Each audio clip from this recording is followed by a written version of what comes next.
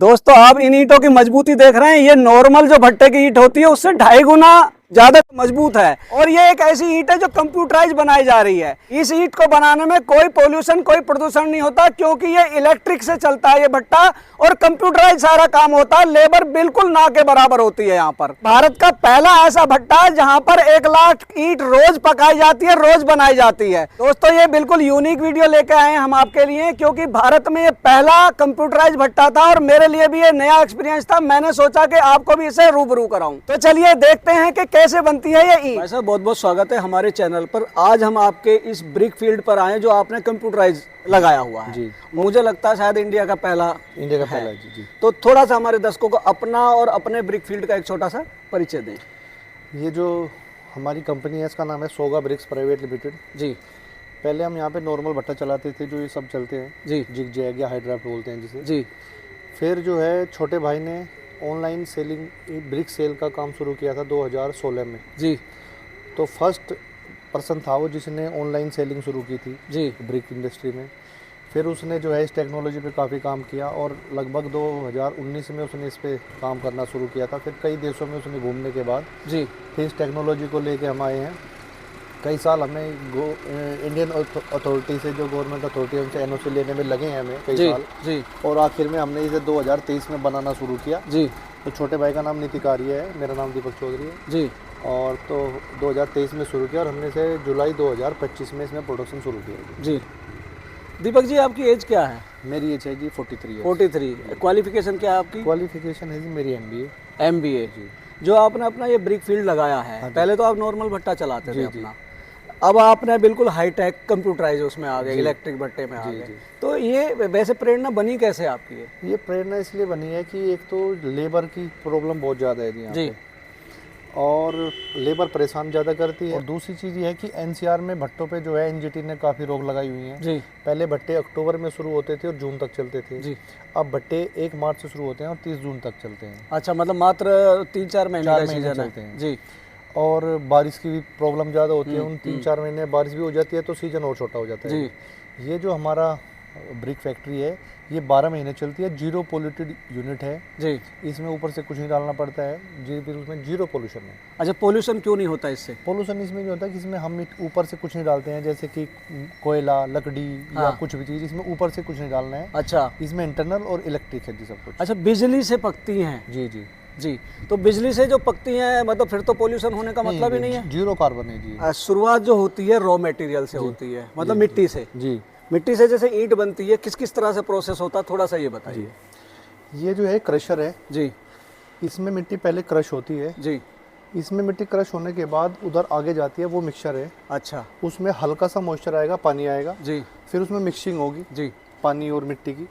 फिर उसके बाद दोबारा ये फाइन क्रशर है। अच्छा, इसके बाद फाइन क्रशर में इसमें और फाइन क्रश होगा, यानी और बारीक मिट्टी बन जाएगी। अच्छा, इसमें क्रश होने के बाद जी फिर वो सेकंड मिक्सचर है। अच्छा, उसमें भी फिर मिट्टी मिक्स होगी और पानी, उसमें हल्का सा मॉइस्चर अगर कम रह जाता है तो हल्का सा पानी उसमें वहाँ डालते हैं जी।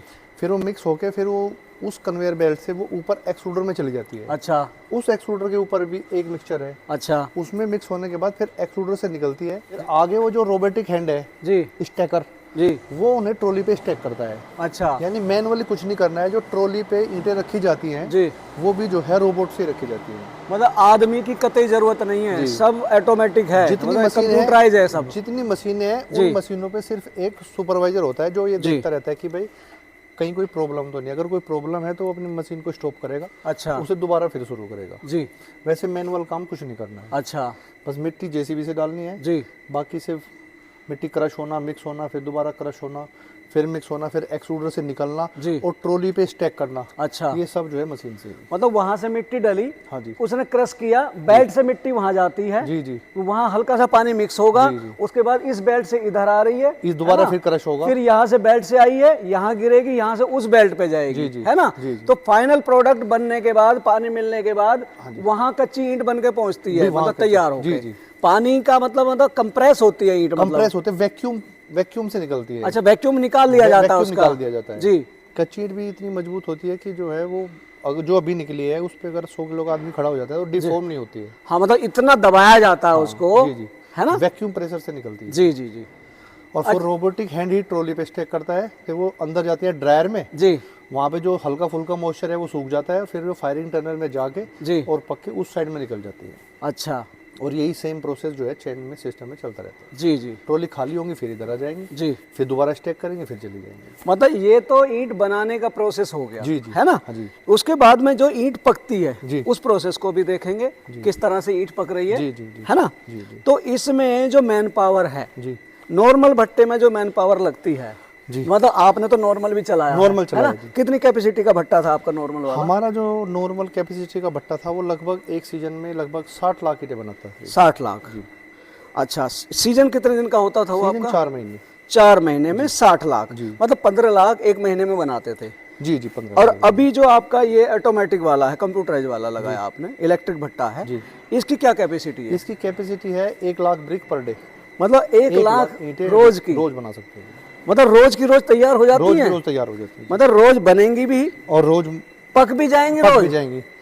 कच्ची ईंटें तो ज़्यादा भी बना सकते हैं, 3-3.5 लाख ईंटें बना सकते हैं अगर इसे 3 शिफ्ट में चलाएं। अच्छा, तो कच्ची ईंट का प्रोडक्शन 1 शिफ्ट में करते हैं जी, उसमें लगभग 1 लाख ईंटें बन जाती है। 1 लाख ईंटें। और पकाने का भी सिस्टम जो है वो 1 लाख ब्रिक पर डे का ही है। जी, मतलब 1 लाख, मतलब कस्टमर को लाइन में खड़े होने की जरूरत ही नहीं है कोई इसमें जरूरत तो, नहीं। जी है ना। जी जी भाई आज किसी ने ऑर्डर दिया, भाई कल आ जाना, कल तेरे को हाँ ईंट जी, मिल जाएंगी, जी जी बस है ना। ऐसा ही है। और जो क्वालिटी है ईंट की वो तो हम देख ही रहे हैं। हाँ, नॉर्मल ब्रिक से 2.5 गुनी मजबूत है जी साइज बड़ा है जी स्ट्रेंथ ज़्यादा है जी, ईंटें कम लगती हैं बिल्कुल और सीमेंट भी कम यूज होता जी। है और मकान का टेम्परेचर भी 3 से 4 डिग्री कम रहता है।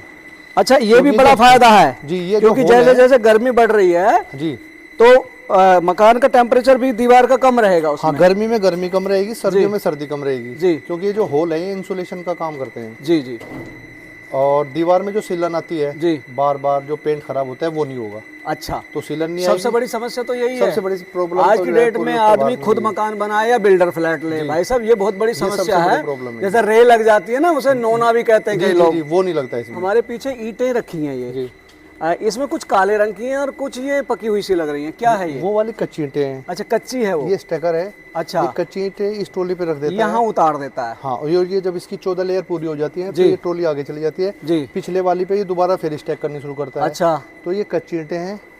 ये मतलब वो ट्रॉली पे भी कच्ची रखी हुई हैं, वो हाँ, ऐसे ही सारी चली जाती ऐसे ही हैं। चलते रहते ये हैं। जैसे मालगाड़ी होती है उस जी, तरह जी। का ही ये रेल पे चल रही है, ये सारा कुछ मालगाड़ी की तरह आगे चली जाती है, पीछे से फिर दूसरी ईंटें दूसरी आ जाती है, वो भर जाती है, फिर वो आगे निकल जाती है, जी। फिर तीसरी आ जाती है, फिर ऐसे जी चलते रहते जी हैं। जी जी। ये वाली पक्की ईंटें हैं जो उधर एक्स्ट्रा बच जाती हैं वो इधर आ जाती है। अच्छा, ये पकने के बाद इधर आई जी, है ये ये? पकने के बाद इधर आ जी, और फिर दोबारा पकेंगी ये? नहीं, वो जब उधर भीड़ हो जाती है अच्छा या किसी वजह से ईंट नहीं उतार पाते जी, हैं जी, या लोडिंग कम हुई है किसी दिन, जी, तो जो एक्स्ट्रा बचती है वो इधर आ जाती है। ये घूम के दोबारा फिर उसी ट्रैक पे चले जाएंगे, फिर दोबारा लोड हो जाएंगे। अच्छा अच्छा ये ड्राई टनल है। जी, इस ड्राई टनल में उस साइड से ईंट आएंगी अच्छा और इस साइड निकलेंगी। जो भी उसके अंदर मॉइस्चर या नमी होगी हाँ, वो सूख जाएंगी और वो यहाँ आ जाएंगी। जी, फिर वो फायर टनल है, उस टनल के अंदर से इधर इस साइड से घुसेंगी अच्छा, और पकने के बाद उस साइड में निकल जाएंगी। मतलब पहले ईंट वहां पहुंची, उसके बाद में ड्राई टनल में ड्राई कैसे होती है? तो जो एक्सेस हीट है हाँ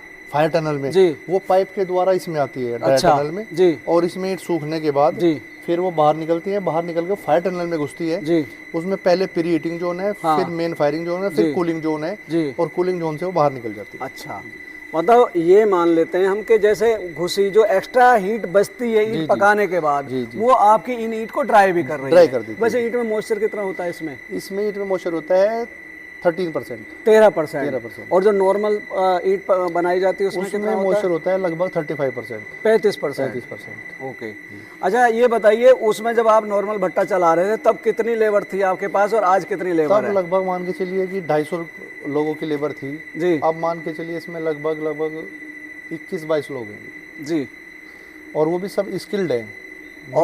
और इसमें 3,65,00,000 आप ईंट साल की बना सकते हैं, 1 लाख रोज का, है ना? 1 लाख रोज का जी। और हम इस पर ट्रॉली पे हैं जी। और ये चल रही है, आप बटन दबा रहे हैं जी। ये किस काम आती है? ये ट्रांसफर करने के लिए आती है। जैसे अच्छा। ये 1 ट्रैक है, 2 ट्रैक है, ऐसे अच्छा। 5 ट्रैक हैं। अच्छा, एक ट्रैक से दूसरे ट्रैक पे शिफ्ट करने के लिए ये ट्रांसफर कार है। मतलब वहां से ली और उसके सामने फिर अंदर जिस रेल ट्रैक पे से- चली जाएगी ये। जिस ट्रैक से लेनी है इसी से लेना है, फिर जिस ट्रैक पे छोड़ना है इसी से उसे पुश करना जी है। जी, मतलब कच्ची ईंटें 5 कच्ची जाती हैं, पक्की की जाती है, दोनों जाती ट्रैक हैं। से शिफ्ट हाँ, करनी है, शिफ्ट तो करने ये के लिए। शिफ्टिंग की ट्रॉली है, ये शिफ्टिंग के लिए ट्रॉली है ना। ये शटर टाइप कुछ लगा हुआ है, ये क्या है? ये ड्राई टनल है। अच्छा जब इसके अंदर कच्ची ट्रॉली डालते हैं तो इसे ऊपर कर देते हैं, अच्छा ट्रॉली अंदर घुस जाती है तो फिर इसे बंद कर देते हैं जी ताकि बाहर से फ्रेश हवा ना ले, ठंडी हवा ना जाए इसके अंदर, जी। क्योंकि इसके अंदर ईंट में जो मॉइस्चर होता है वो सुखाया जाता है। अच्छा एक्स्ट्रा ईंट इधर आती है, ये सूख जाता है, फिर ये उस साइड चला जाता है, उस साइड जाके ये फायर टनल में घुस जाता है जी। और ये फिर आगे पकने के बाद यहाँ से बाहर निकलेंगे।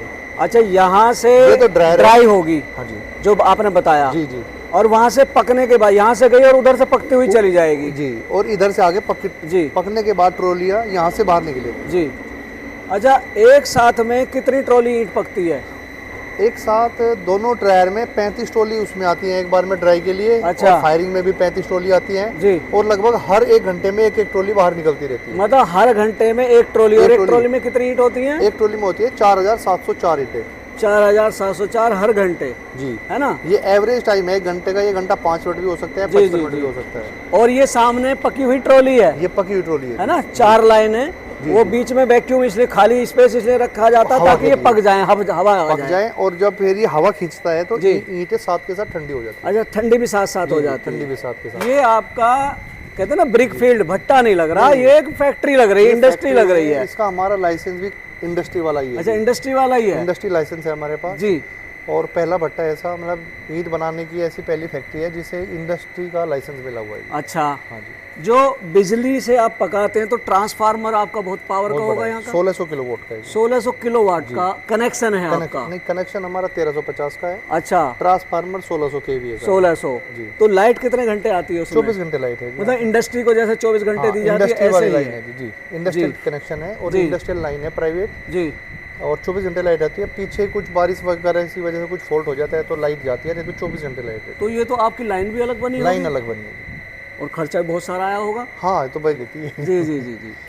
तो भाई साहब थोड़ा सा आप कमर्शियल पे बात करते हैं, हाँ जी, है ना।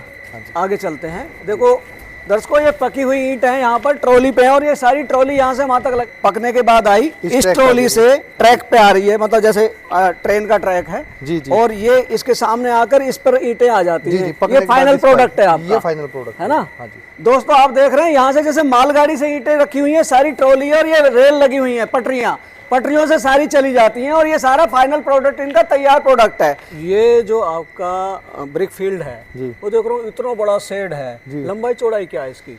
इसकी लंबाई 140 मीटर लंबाई है और 58 मीटर चौड़ाई है। मीटर में है, मीटर में है ना। हाँ जी। और हाइट क्या रखी हुई है? हाइट इसकी साइड में 7.5 मीटर है और बीच में 8.5 मीटर है। तो बनने में कितना खर्चा आया था इसको?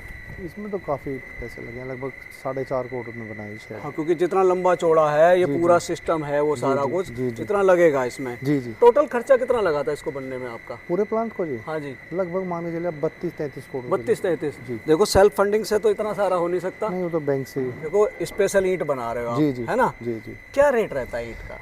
इसमें रेट जो है 7.5 रुपये से शुरू होता है जी, और ये फिर जो है उससे ऊपर जाता है। अच्छा, किसी को 3 होल चाहिए, किसी को 8 होल चाहिए, किसी को सॉलिड चाहिए, अच्छा, किसी को थोड़ा सा साइज का इसमें डिफरेंस चाहिए, अच्छा, किसी को अलग कलर की चाहिए, किसी को बीज कलर चाहिए, किसी को ओ वाइट कलर चाहिए। अच्छा, तो कस्टमाइज ब्रिक्स का रेट अलग हो जाता है जी। और जो नॉर्मल ब्रिक है, जो नॉर्मल घर में यूज लेते हैं, तो उसे जो है 7.5 से शुरू होती है। अच्छा, और फिर वो ये ऊपर तक जाती है ऑन डिमांड। मतलब जैसी जिसकी डिमांड हो आप वैसे तैयार करके दे सकते हैं। जी जी, है ना। किसी को प्लास्टर करना है तो उस तरह की ब्रिक्स मिलेंगी जी, प्लास्टर नहीं करना है, एक्सपोज ब्रिक में काम करना है तो एक्सपोज ब्रिक वाली मिलेंगी जी, किसी को अलग कलर चाहिए वो भी मिलेगा जी, और अलग साइज की चाहिए तो वो भी मिलेगी। जैसे यूनिवर्सिटीज वगैरह में प्लास्टर नहीं कराते, वो उस तरह से एक्सपोज वाला ही काम एक्सपोज वाला करते हैं, है करते हैं, ना। और वो सुंदर भी बहुत लगता है। वो सुंदर भी लगती है जी, है ना। तो किन किन स्टेट्स में कितनी कहाँ जा रहा है आपका जो ब्रिक जा अभी रही तो है? हमारी हैदराबाद जा रही है, पुणे जा रही है और पुलवामा भी गई हैं। अच्छा, उत्तरांचल में जा रही हैं, श्रीनगर जा रही हैं, शिमला गई हैं जी, और ये इधर अपने दिल्ली एनसीआर में तो जा ही रही हैं, अपना मेरठ, मुरादाबाद, जी, लगभग 8-9 स्टेट में हमने अभी तक ब्रिक्स भेजी हैं जी। अच्छा, और अभी तो हमें शुरू किए 4 ही महीने हुए। जी जी जी। मतलब जो लोगों को स्पेशल ईट चाहिए जी, है ना जी, उन लोगों की रिक्वायरमेंट आपके पास आती है और आप भेजते हैं। बिल्कुल भेजते हैं। मोड ऑफ ट्रांसपोर्ट क्या होता है, कैसे जाती है? मोड ऑफ ट्रांसपोर्ट तो ट्रक ही होता है जी। अच्छा, ट्रक से ही जाती है। अगर दिल्ली एनसीआर में जाता है तो वो लोडिंग अनलोडिंग सही जाता है जी। बाहर दूर जाती है तो लोडिंग हम करा के देते हैं और अनलोडिंग वहाँ करानी होती है। अच्छा, और किराया उनका होता है किराया जितनी उनका दूर होता भी है। जाएगी। जी, जी। आपने तो अपना पेमेंट यहाँ ले ली और लोड करा दी। जी जी जी वहाँ पे जाके वो उतरवाएंगे, है ना? अनलोडिंग वो खुद ये कराएंगे। जो आपकी क्वालिटी है, जो ईंट है, नॉर्मली मिलती नहीं है देखने नहीं को। मिलती नहीं है, है ना? अगर कोई छोटा मोटा प्लांट कहीं है भी तो रेट उनके बहुत ज्यादा है। जी। कोई भाई चाहता, देखो मेरी खुद की इच्छा है कि मैं करूं तो इस चीज से बनाऊं और मैं वही जो आप कह रहे हैं ना बिना प्लास्टर वाला बनाऊं, वो एक यूनिक चीज है, एक्सपोज ब्रिक।